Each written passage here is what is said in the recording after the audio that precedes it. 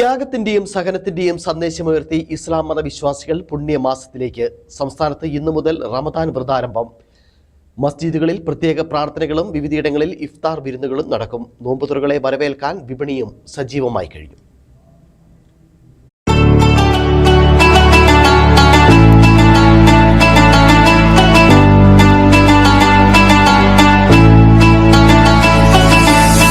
നോമ്പിലൂടെയും പ്രാർത്ഥനയിലൂടെയും ആത്മശുദ്ധീകരണത്തിന്റെ ഒരു മാസം.